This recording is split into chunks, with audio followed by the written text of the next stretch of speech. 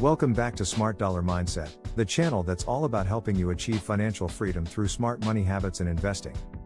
Today, we're going to explore something that affects everyone, regardless of income, background, or goals: the psychology of spending and why we often buy things we don't really need. It's a question worth asking because nearly everyone, at some point, has felt that regret after buying something impulsively. Maybe it was the latest gadget that ended up in a drawer after a week, or a trendy pair of shoes that barely got worn. You told yourself you needed it, but deep down, it was more about desire than necessity. So why do we do this? What forces are at play when we hand over money for things that don't serve our long-term goals? The answer lies in human psychology, how our brains are wired, how emotions influence decisions, and how clever marketing manipulates those instincts. In this video, we'll break down the science behind overspending step by step, explore real-life examples, and show you how to resist these powerful triggers so you can align your money with your true priorities. Stick with me until the end, because once you understand these psychological drivers, you'll be better equipped to make conscious, intentional decisions that put you on the path to financial independence. Let's begin with the most basic driver, the emotional connection to money.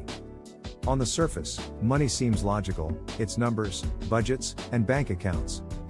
But in reality, money decisions are rarely logical, they're emotional. Every purchase we make is tied to feelings, status, comfort, excitement, fear of missing out. Think about the last time you bought something impulsively.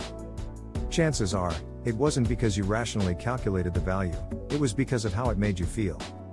That cup of coffee from a fancy cafe wasn't just caffeine, it was convenience, comfort, maybe even a small luxury in a stressful day. This is why marketers focus less on the product itself and more on the lifestyle it represents.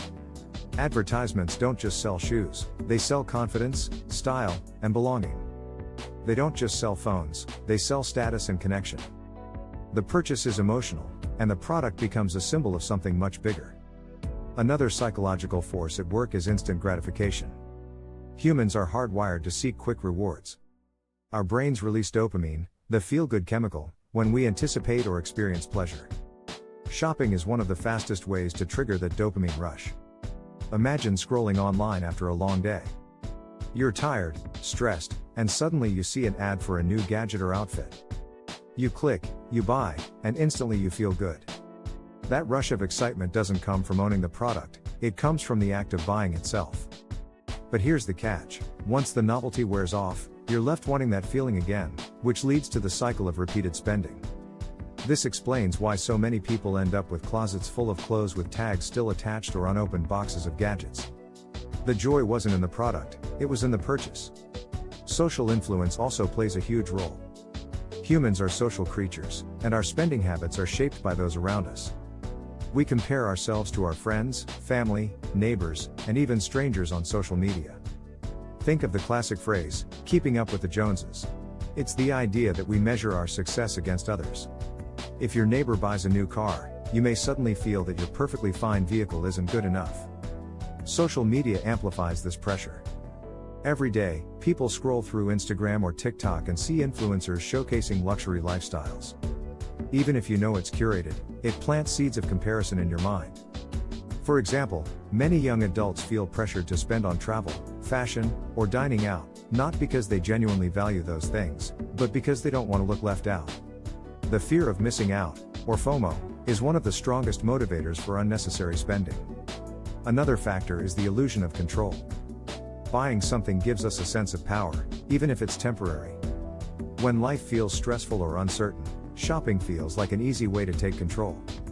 This is why people often shop during emotional lows. It's called retail therapy. For example, during the pandemic, online shopping skyrocketed. Many people felt powerless in the face of global uncertainty, but clicking add to cart gave them a fleeting sense of control. Unfortunately, those small emotional boosts often came at the expense of growing credit card debt.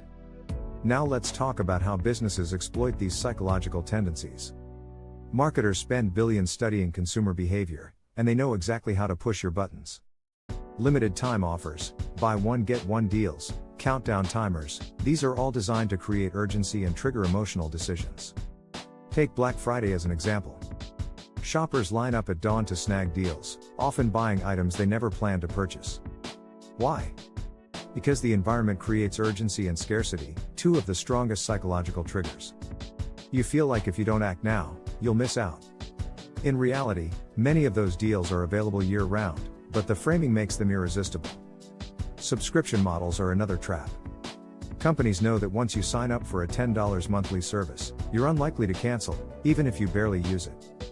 Psychologists call this the set it and forget it effect. Over time, these small recurring charges drain your budget without you even noticing. Credit cards and digital payments also change the psychology of spending. When you pay with cash, you physically see the money leave your hands. But with credit cards, it's abstract. You swipe, tap, or click, and the pain of payment is delayed. That delay makes it easier to overspend, because you don't feel the loss immediately. For example, research shows that people spend significantly more when using credit cards compared to cash, even at restaurants and grocery stores. The ease of digital payments encourages larger and more frequent purchases. Another psychological reason we overspend is tied to identity. People use purchases to express who they are, or who they want to be. If you see yourself as adventurous, you may buy travel gear. If you want to project success, you might buy luxury brands. Marketers lean into this by selling identity, not just products. Apple doesn't just sell phones, they sell innovation and creativity. Nike doesn't just sell sneakers, they sell athleticism and determination. When you buy, you're not just getting a product, you're buying into an identity you want to associate with. The problem is that identities change, but the debt you rack up along the way doesn't. Many people look back on past purchases and realize those items no longer reflect who they are, yet the financial burden remains. So how can you resist these psychological traps? The first step is awareness. When you understand the forces at play, you can pause and ask yourself, am I buying this because I need it, or because I want the feeling that comes with it? A practical strategy is the 24-hour rule. Before making a non-essential purchase, wait a day. Often, the initial excitement fades, and you realize you don't really want or need the item. Another strategy is to track your emotional spending triggers. Maybe you tend to shop online when you're stressed, bored, or tired. By identifying the situations that lead to overspending, you can create healthier coping mechanisms, like going for a walk, calling a friend, or practicing a hobby. Budgeting also plays a role, but not in the restrictive sense most people think of. A budget isn't about saying no to everything, it's about saying yes to the things that truly matter to you. If travel is important, set aside money for it. If it's dining out, build it into your plan. The key is to align your spending with your values, not with marketing or social pressure. Final thoughts at the end of the day, the psychology of spending explains why so many people struggle financially, even if they earn decent incomes. It's not just about math, it's about emotions, identity, and social influence. Marketers know this, and they are experts at exploiting it. But once you understand these forces, you gain the power to take back control. The truth is, financial freedom isn't about never spending money. It's about spending intentionally. It's about recognizing when you're chasing feelings instead of value, and making choices that align with your long-term goals instead of short-term impulses. Imagine a life where every purchase feels intentional, where you no longer feel guilt or regret after buying something, and where your money works for you instead of against you. That life starts with awareness and discipline. It starts when you pause, reflect, and decide whether your purchase aligns with the person you want to be, not the image advertisers are selling you. Remember, every dollar has a job. It can either buy you temporary pleasure or long-term freedom. When you start choosing freedom more often than not, you begin to break the cycle of overspending and set yourself on a path toward true wealth. Thank you for watching Smart Dollar Mindset. If you found this video valuable, hit that like button, subscribe to the channel, and share this with someone who struggles with impulse spending. This channel is here to guide you toward financial independence with smart money habits and investing. Stay tuned, because the more you understand about money psychology, the more powerful your financial decisions will become.